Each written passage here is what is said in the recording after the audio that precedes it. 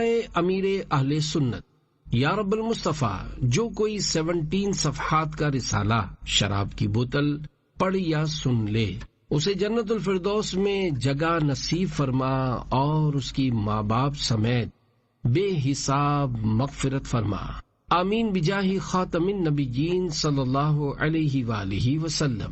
درود شریف کی فضیلت: حضرت حسن بصری رحمت اللہ علیہ کی خدمت بابرکت میں حاضر ہو کر ایک عورت نے عرض کی، میری جوان بیٹی فوت ہو گئی ہے، کوئی طریقہ ارشاد ہو کہ میں اسے خواب میں دیکھ لوں۔ آپ رحمت اللہ علیہ نے اسے عمل بتا دیا۔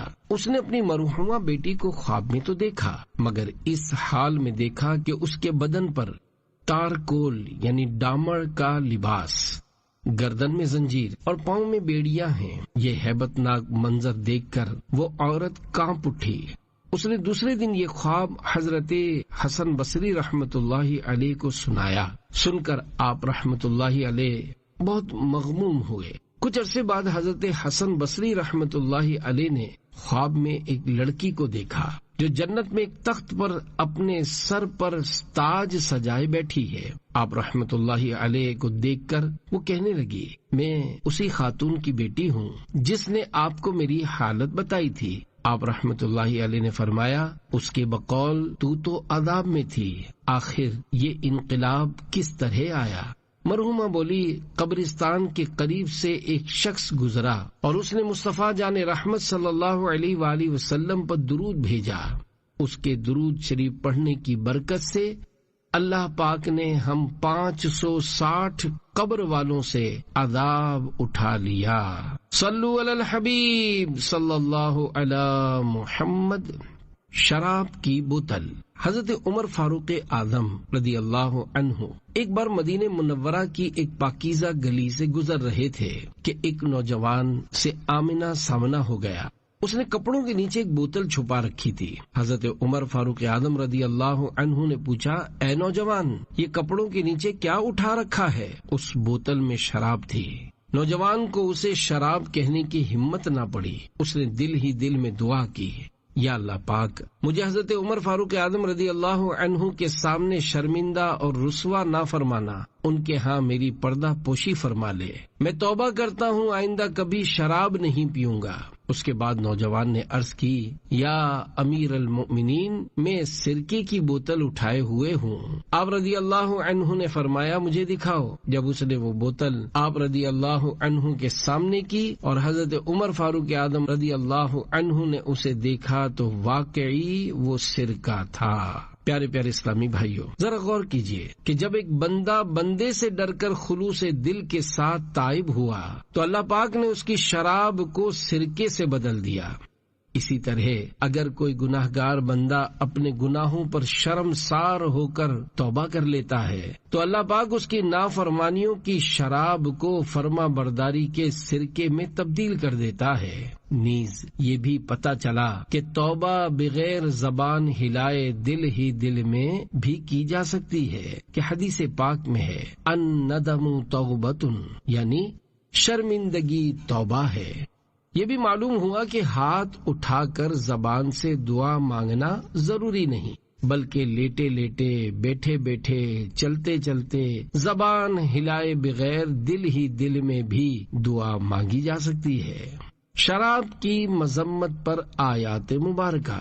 یا ایھا الذین آمنوا انما الخمر والمیسر والانصاب والازلام رجس من عمل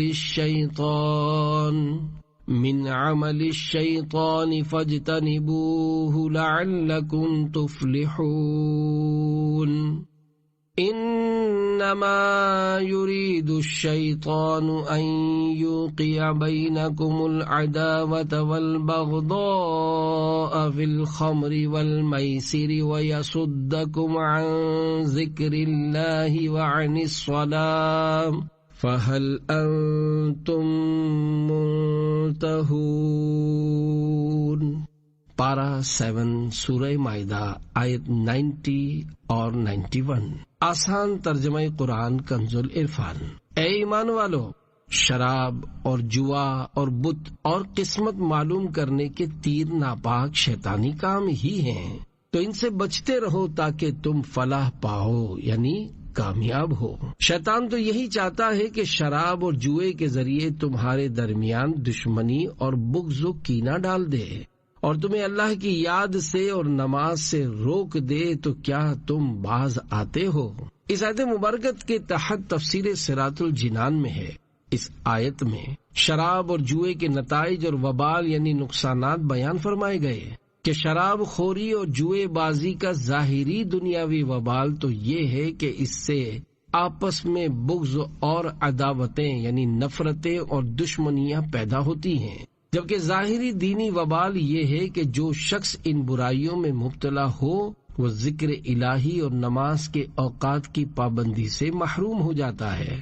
اس سے معلوم ہوا کہ جو چیز اللہ پاک کے ذکر اور نماز سے روکے وہ بری ہے اور چھوڑنے کے قابل ہے۔ ایک روایت میں ہے کہ جبریل امین علیہ السلام نے حضور پرنور صلی اللہ علیہ وآلہ وسلم کی بارگاہ میں عرض کیا کہ اللہ پاک کو جعفر طیار کی 4 خصلتیں پسند ہیں۔ سرکار مدعو عالم صلی اللہ علیہ وآلہ وسلم نے حضرت جعفر طیار رضی اللہ عنہ سے دریافت فرمایا، انہوں نے عرض کی کہ ایک خصلت تو یہ ہے کہ میں نے کبھی شراب نہیں پی، یعنی حرمت کا حکم نازل ہونے سے پہلے بھی کبھی شراب نہیں پی، اور اس کی وجہ یہ تھی کہ میں جانتا تھا کہ اس سے عقل زائل ہوتی ہے اور میں چاہتا تھا کہ عقل اور بھی تیز ہو۔ دوسری خصلت یہ ہے کہ زمانہ جاہلیت میں بھی میں نے کبھی بت کی پوجا نہیں کی، کیونکہ میں جانتا تھا کہ یہ پتھر ہے، نہ نفع دے سکے نہ نقصان۔ تیسری خصلت یہ ہے کہ میں کبھی زنا میں مبتلا نہ ہوا، کیونکہ اس کو بے غیرتی سمجھتا تھا۔ چوتھی خصلت یہ تھی کہ میں نے کبھی جھوٹ نہیں بولا، کیونکہ میں اس کو کمینہ پن خیال کرتا تھا۔ سبحان اللہ، کیا سلیم الفطرت تھے۔ حضرت علی رضی اللہ عنہ نے فرمایا کہ اگر شراب کا ایک قطرہ کنویں میں گر جائے پھر اس جگہ منارہ بنایا جائے تو میں اس پر اذان نہ کہوں گا، اور اگر دریا میں شراب کا قطرہ پڑ جائے پھر دریا خشک ہو جائے اور وہاں گھاس پیدا ہو تو میں اس میں اپنے جانوروں کو نہ چراؤں گا۔ شراب کی مذمت پر 7 فرامین مصطفیٰ۔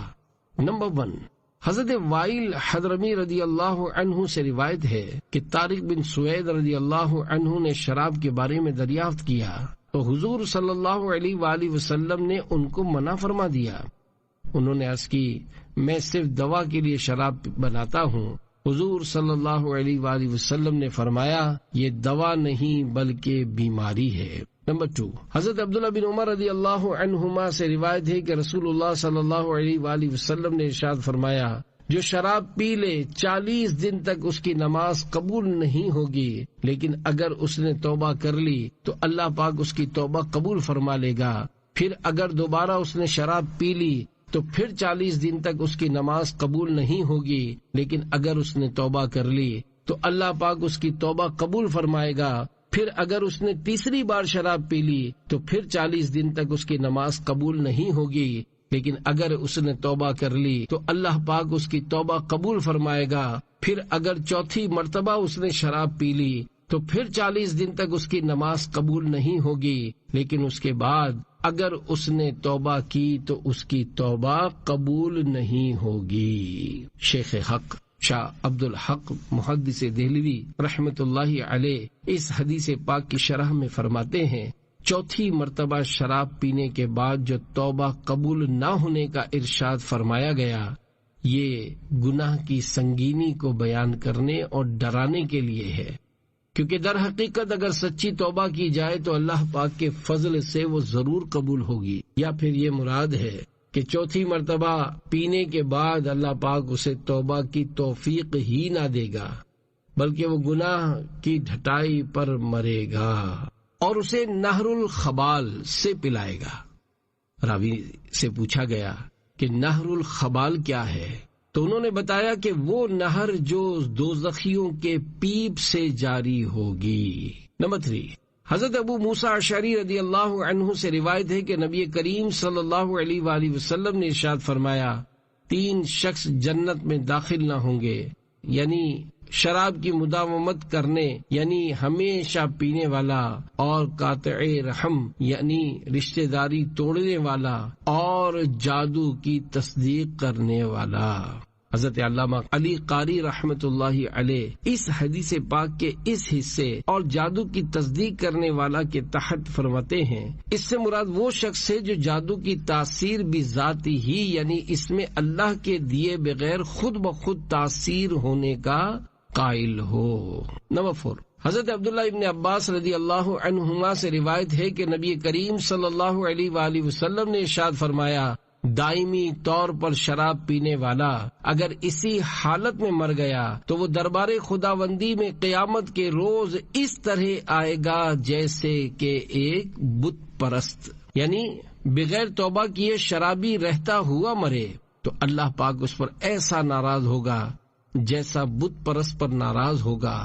قرآن کریم میں رب تعالی نے شراب کو بتوں کے ساتھ ذکر کیا، نیز شرابی نشے میں بت پرستی کرے تو کوئی تعجب نہیں کہ بے عقل سب کچھ کر لیتا ہے، تو شراب بت پرستی کا ذریعہ بن سکتی ہے، غرض کہ یہ وعید بہت سخت ہے۔ نمبر 4، حضرت عبداللہ ابن عباس رضی اللہ عنہما سے روایت ہے کہ نبی کریم صلی اللہ علیہ وآلہ وسلم نے ارشاد فرمایا، دائمی طور پر شراب پینے والا اگر اسی حالت میں مر گیا تو وہ دربار خداوندی میں قیامت کے روز اس طرح آئے گا جیسا کہ ایک بت پرست۔ نمبر 5، حضرت انس رضی اللہ عنہ سے روایت ہے کہ رسول اللہ صلی اللہ علیہ وآلہ وسلم نے ارشاد فرمایا، اللہ پاک نے شراب کے بارے میں 10 آدمیوں پر لعنت فرمائی۔ نمبر 1، شراب نچوڑنے والے پر۔ نمبر 2، شراب نچڑوانے والے پر۔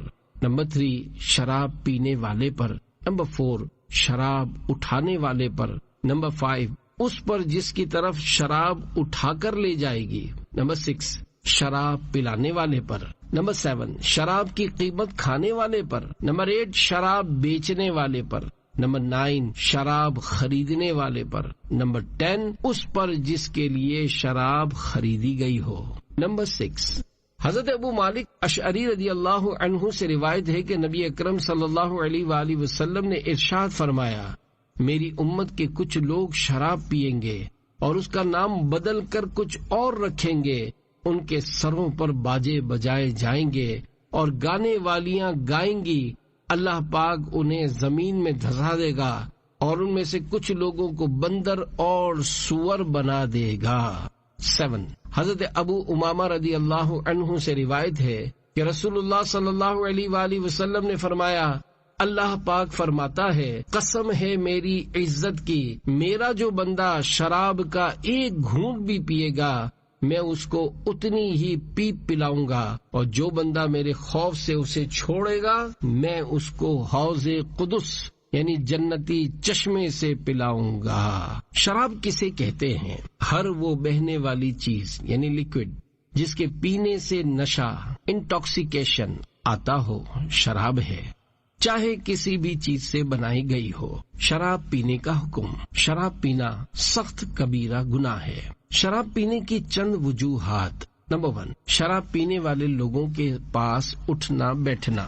نمبر 2، جہالت، جیسا کہ بعض لوگ یہ سمجھتے ہیں کہ شراب پینے سے غم دور ہو جاتے ہیں۔ نمبر 3، ناچ گانے کی تقریبات یعنی فنکشنز میں شرکت کرنا، خاص طور پر ڈانس کلبز میں جانا۔ ایسی جگہوں پر شراب نوشی عام پائی جاتی ہے اور دوسروں کی دیکھا دیکھی خود بھی اس گناہ میں مبتلا ہونے کا خطرہ رہتا ہے۔ شراب کے نقصانات۔ پیارے پیارے اسلامی بھائیوں، شراب کے بے شمار طبی اور اخلاقی و معاشرتی نقصانات ہیں، جن میں سے چند پیش خدمت ہیں۔ چنانچہ شراب کے طبی نقصانات۔ نمبر 1، کسی ماہر کا کہنا ہے کہ شروع میں انسانی بدن شراب کے نقصان پہنچانے والے اثرات کا مقابلہ کر لیتا ہے اور شراب پینے والے کو خوشی والی کیفیت محسوس ہوتی ہے، لیکن جلد ہی انسان کے اندر کی برداشت والی قوت ختم ہو جاتی ہے اور شراب کے نقصانات پہنچانے والے اثرات اپنا کام شروع کر دیتے ہیں۔ نمبر 2، شراب کا سب سے زیادہ اثر جگر یعنی لیور پر ہوتا ہے اور جگر خراب ہونے لگتا ہے۔ نمبر 3، شراب کی وجہ سے گردوں یعنی کڈنیز پر بوجھ زیادہ ہو جاتا ہے اور آخر کار گردے فیل ہو جاتے ہیں۔ 4، شراب کی وجہ سے دماغ اور معدہ سوج جاتا ہے جبکہ ہڈیاں نرم اور کمزور ہو جاتی ہیں۔ نمبر 5، شراب کی وجہ سے جسم میں موجود وٹامنز بھی تیزی سے ختم ہو جاتے ہیں اور ساتھ ہی تھکن، سر درد، متلی اور پیاس کی شدت بھی بڑھ جاتی ہے۔ 6، زیادہ مقدار میں شراب پینے والے کا دل اور سانس لینے کا عمل بھی رک جاتا ہے اور وہ فوراً موت کا شکار بھی ہو سکتا ہے۔ 7، کسی ماہر کا کہنا ہے کہ 12 سے 23 سال کی عمر میں شراب کی عادت ڈالنے والوں میں سے 51% افراد مر جاتے ہیں۔ ایک اور مشہور محقق کا کہنا ہے کہ 20 سال کی عمر سے شراب پینے والے اکثر افراد 35 سال سے زیادہ زندہ نہیں رہتے۔ شراب کے اخلاقی و معاشرتی نقصانات۔ نمبر 1، ہزاروں افراد شرابیوں کے ہاتھوں بے قصور قتل ہو جاتے ہیں۔ نمبر 2، شرابی شوہروں کے ہاتھوں بیویاں ظلم و ستم کا نشانہ بنتی ہیں۔ نمبر 3، کئی عورتیں شرابی افراد کی طرف سے جنسی زیادتی کا شکار ہو جاتی ہیں۔ 4، شرابی والدین کی اولاد بھی عام بچوں کے مقابلے میں زیادہ بیمار اور کمزور ہوتی ہے۔ 5، یہ بھی نقصان ہوتا ہے کہ شرابی شخص کے گھر والے اور دوست احباب اس کے پیار، محبت، ہمدردی اور خلوص وغیرہ سے محروم رہ جاتے ہیں۔ شراب اور شرابیوں سے دور رہنے ہی میں عافیت ہے۔ پیارے پیارے اسلامی بھائیوں، شراب کے بے شمار نقصانات ہی کی وجہ سے اسلام نے شراب کو حرام قرار دیا ہے، اور دیکھا جائے تو کوئی بھی عقل مند انسان اس چیز کی طرف ہاتھ نہیں بڑھا سکتا جس کے نقصانات بہت زیادہ ہوں۔ امت کے خیر خواہ پیارے آقا صلی اللہ علیہ وآلہ وسلم کا فرمان ہے، جو اللہ پاک اور آخرت کے دن پر ایمان رکھتا ہے وہ ایسے دسترخوان پر نہ بیٹھے جس پر شراب پی جاتی ہو۔ نیز ایک مرتبہ آپ صلی اللہ علیہ وآلہ وسلم نے ارشاد فرمایا، جو لوگ دنیا میں کسی نشہ کرنے والے کے پاس آتے ہیں اللہ پاک ان سب کو جہنم میں ڈال دے گا، اور وہ جہنم میں ایک دوسرے کو آ کر برا بھلا کہیں گے کہ تو نے ہی مجھے اس جگہ پہنچایا ہے۔ اس لیے ایسی محفل یا پارٹی وغیرہ نہ خود رکھی جائے جہاں شراب ہو، اور نہ ہی ایسی محفل یا پارٹی میں شرکت کی جائے۔ اگر ذہن میں یہ خیال آئے کہ شراب تو آنے والے غیر مسلموں کے لیے رکھوں گا، خود نہیں پیوں گا، تو یہ مسئلہ یاد رہے کہ کسی غیر مسلم کو شراب پلانا بھی حرام ہے اور پلانے والا سخت گناہگار ہے۔ شراب کی عادت کیسے ختم کی جائے؟ پیارے پیارے اسلامی بھائیوں، اگر کسی کی معاذ اللہ شراب پینے کی عادت بن چکی ہے تو اسے اس عادت بد سے پیچھا چھڑانے کے لیے ان تدابیر کو اختیار کرنا بے حد مفید ہے۔ نمبر 1، سب سے پہلے ایسے دوستوں اور مجلسوں سے خود کو دور کیجیے جہاں شراب کا استعمال ہوتا ہو۔ نمبر 2، شراب پینے سے سچی توبہ کر کے اللہ پاک سے یہ دعا مانگیے کہ وہ شراب سے ہمیشہ دور رہنے کی توفیق اور قوت عطا فرمائے۔ نمبر 3، شراب کی عادت چھڑانے کے لیے اگر علاج کروانا پڑے تو وہ بھی کروائیے۔ نمبر 4، ہو سکے تو حلال کمانے کھانے کے علاوہ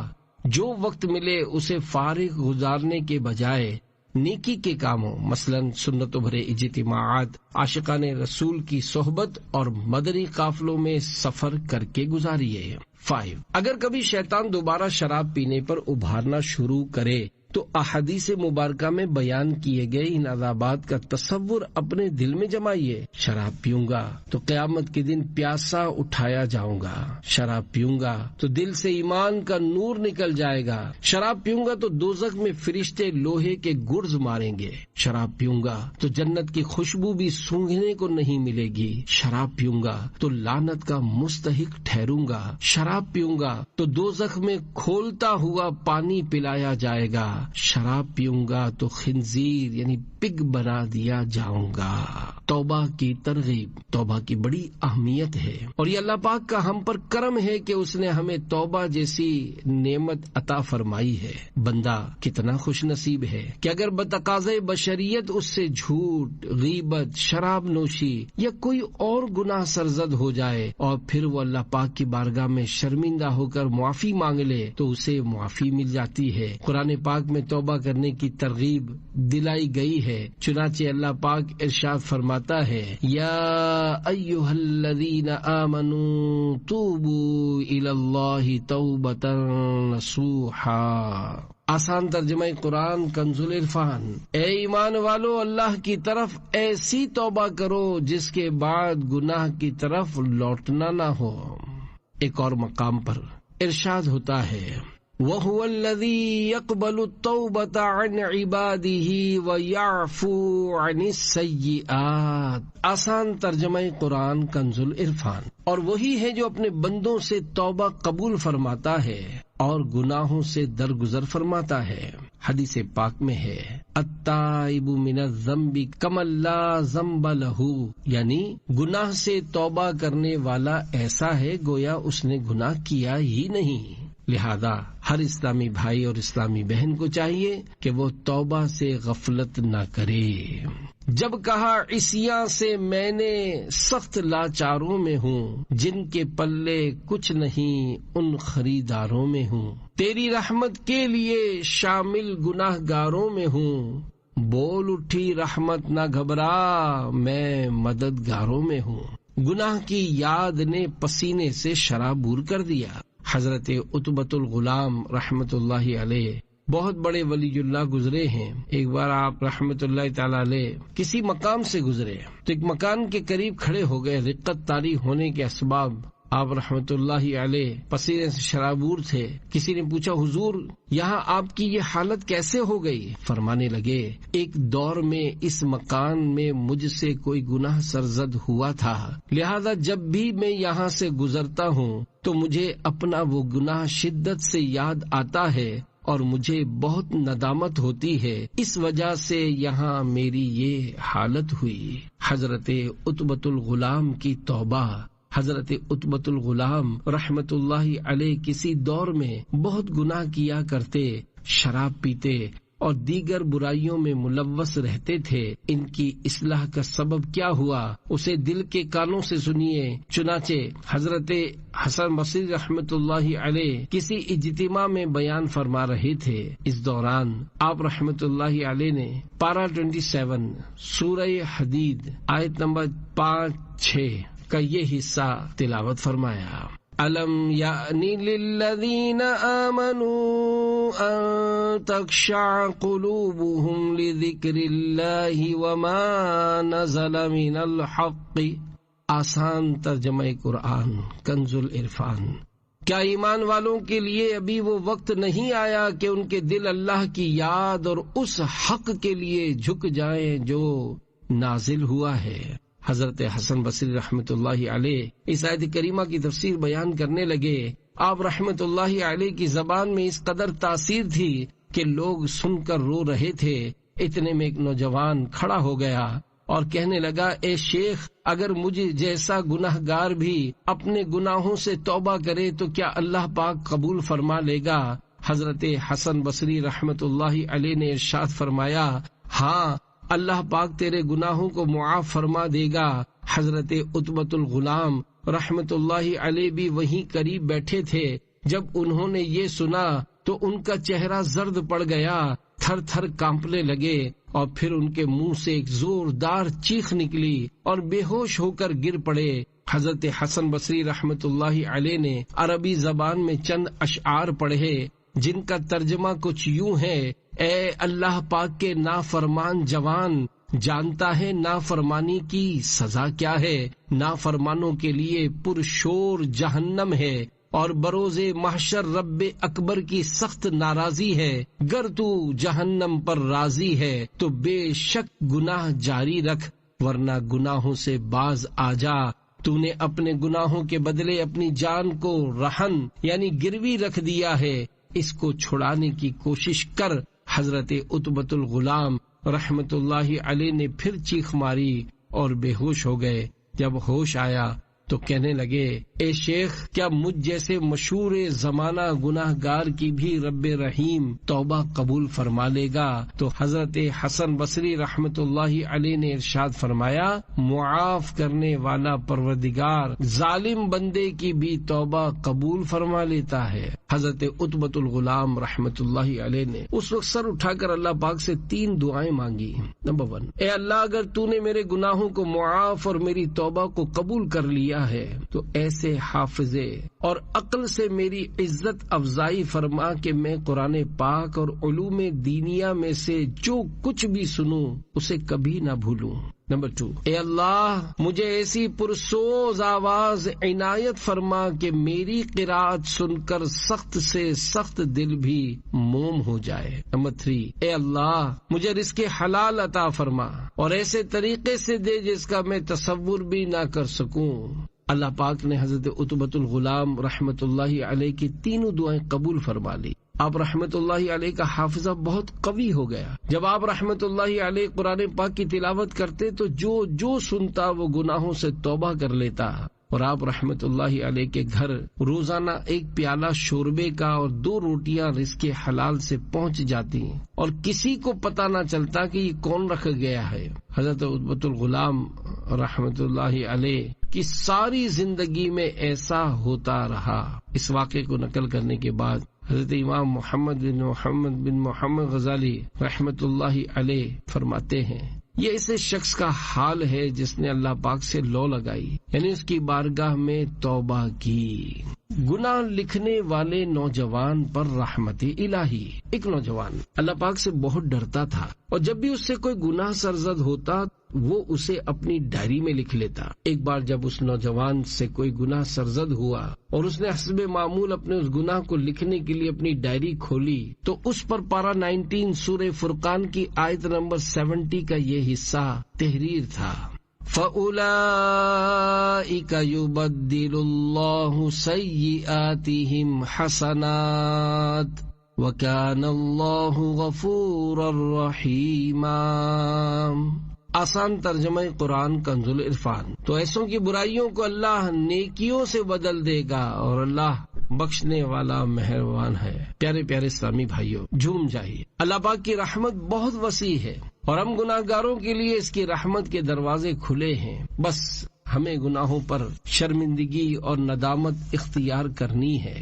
ہمیں اپنے گناہوں کو یاد رکھنا چاہیے، جیسا کہ وہ نوجوان اپنے گناہوں کو یاد رکھنے کے لیے انہیں لکھ لیا کرتا تھا، مگر ہم گناہوں کو بھلاتے اور برسوں پہلے کی جانے والی نیکیوں کو یاد رکھتے اور وقتاً فوقتاً لوگوں کو بتاتے ہیں۔ شاید ہی کوئی حاجی ایسا ہو جس نے چند حج کیے ہوں اور اسے ان کی تعداد یاد نہ ہو، بلکہ سب یاد رکھتے اور دوسروں کو بتاتے ہیں کہ ہم نے اتنے حج اور اتنے عمرے کیے ہوئے ہیں۔ صرف یہی نہیں، دیگر نیکیوں کا معاملہ بھی کچھ اسی طرح کا ہے، جیسا کہ بہت سے لوگ یہ کہتے سنائی دیتے ہیں کہ میرا اتنے عرصے سے دلائل الخیرات شریف پڑھنے کا معمول ہے۔ صاحب، میں روزانہ اتنے 1000 درود شریف پڑھتا ہوں، میں تو روزانہ اتنے نوافل پڑھتا ہوں، وغیرہ وغیرہ۔ یوں سب اپنی نیکیوں کی تعداد تو یاد رکھتے ہیں، مگر گناہوں کی تعداد یاد نہیں رکھتے، بلکہ اگر کسی گناہ کی وجہ سے ندامت ہو تو سمجھتے ہیں کہ یہ ایک ٹینشن ہے،